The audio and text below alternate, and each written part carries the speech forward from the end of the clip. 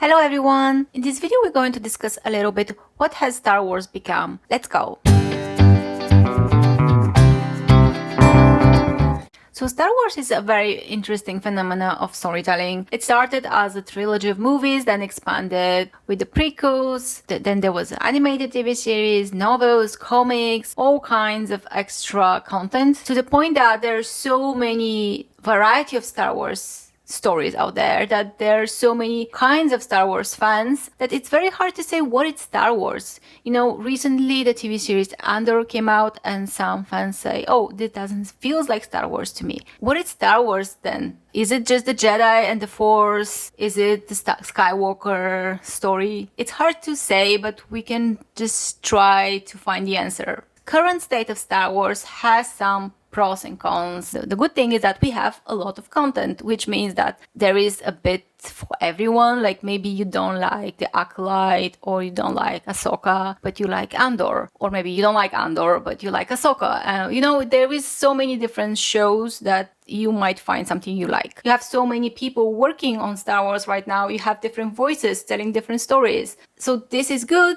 But the flip side is that there is some conflict between the fans themselves about what they like and what they don't like. And another thing is, like, the more voices you have, the more types of stories you have, the less consistency you can present. Of course, there are some people who might like more than one thing, you know. They can like Andor and Ahsoka for different reasons. The problem here is that the more time passes, the more bloated everything becomes. It kind of loses its core. Like, what is the core of Star Wars? I feel like every world, every franchise should have some kind of a core story, and it feels like Star Wars is losing its core and kind of just becomes a setting. I think that's what Star Wars is right now. It's like ancient Rome, you know? You can have ancient Rome as a setting, and then you can tell different stories within this world. Like, one can be focused on the gladiators, one can be focused on politics and intrigues in the Senate, another can be focused on the everyday people in their struggles, you know.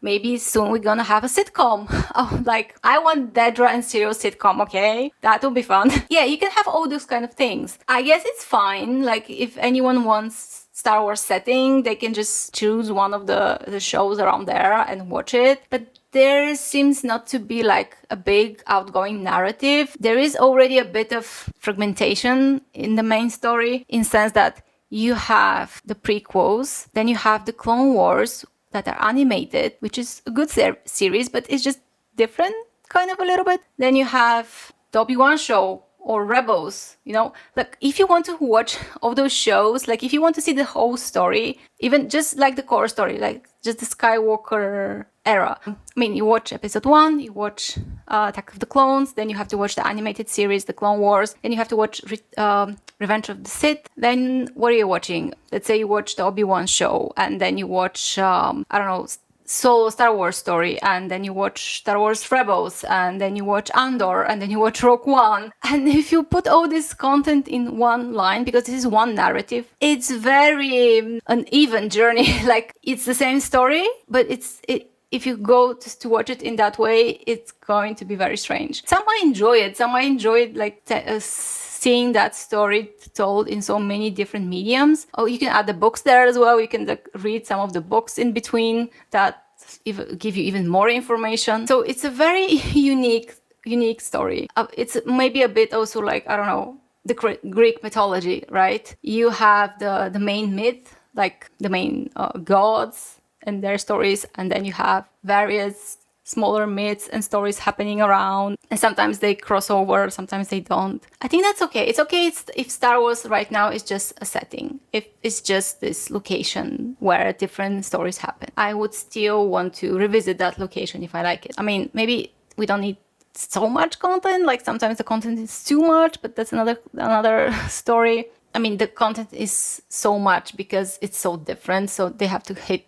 different target audiences constantly. But for me personally, Star Wars will always be a story, not just a setting, you know. I like the mythological feel to it, like what separates it from sci-fi, for example. It's that, I mean, it's not sci-fi even, it's like sci-fi fantasy. Yeah, it has this magic, the Force. I like the more mature, complex stories like Andor. I really like it. And I feel like I wish they could mix this kind of more mature storytelling with more of the magic and make it like still mythical but more grounded somehow. I don't know. But I think that has to do with me, like, because I grow older and I want this kind of more mature stories. But if you're a kid who is just starting with Star Wars, then maybe you would like something like the original trilogy, something that is more adventurous. But I feel like a good story can be for all ages. What was great about the original Star Wars that I feel like it's still enjoyable today, besides nostalgia. I mean, I rewatched the original trilogy recently after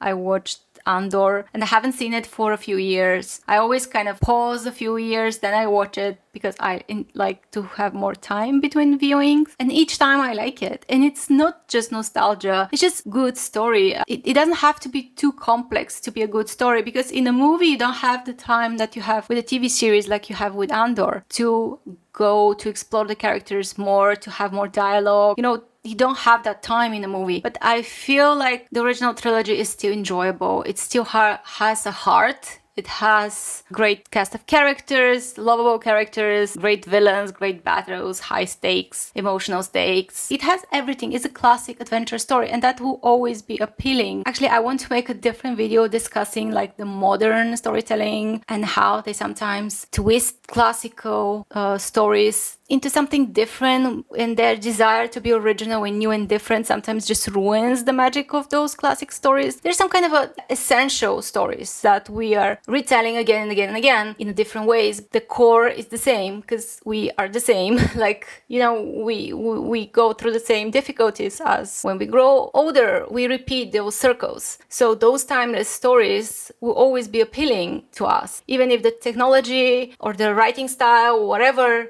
can change a little bit. Maybe even the name of the characters, the way they dress, the way they talk may change a bit. But what they're going through, their struggles, are kind of essential. And if you make this kind of essential stories, like that's great. That's something you can watch as a child, you can watch as an adult, you can watch at any age and enjoy them because of that universal classical story appeal. And even you can maybe see them differently when you're younger, differently when you're older. You can find different meaning in them. Those classic stories remain in time and are repeated again and again and again because they have that appeal. And I feel like the original Star Wars story had that mythological element mixed very well with the adventure space battles things, so it's appealing to people. It's still appealing to people, but obviously it will age even more. Like the original movie, it's going to have like how many, 50 years, 90, yeah, it's going to have 50 years, wow, since it was first released. So it's going to be more difficult for the younger people to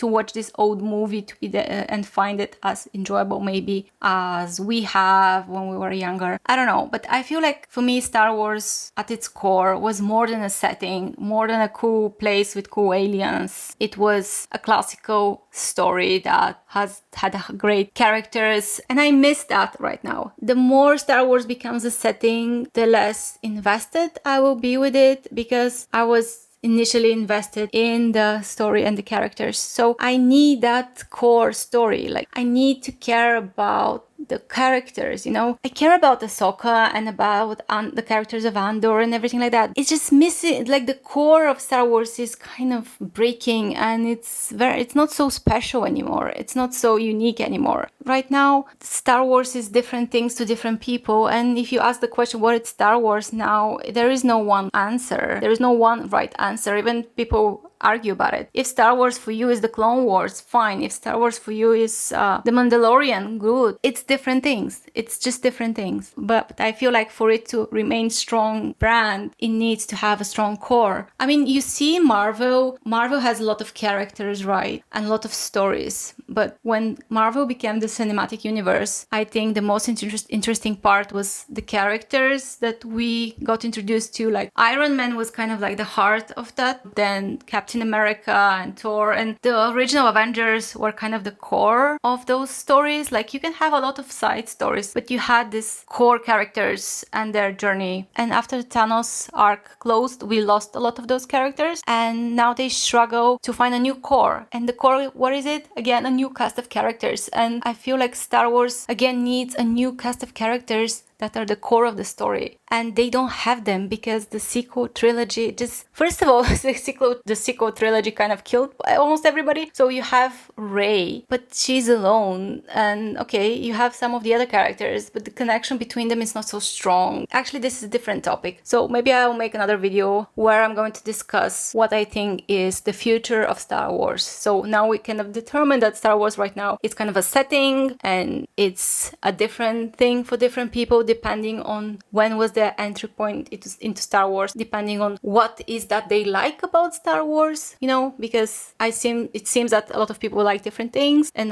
it's very rare that somebody likes everything. I personally like a lot of different things from Star Wars. I don't think I like everything 100%. I don't know, I have to think about what kind of percent I like, but I'm very attached to the original storyline and to certain characters. I think I'm starting to get lost in everything I want to say. So let's end this video. Let me know what it's Star Wars for you, what you define as Star Wars, and I'll see you in the next video. So bye bye and see you next time.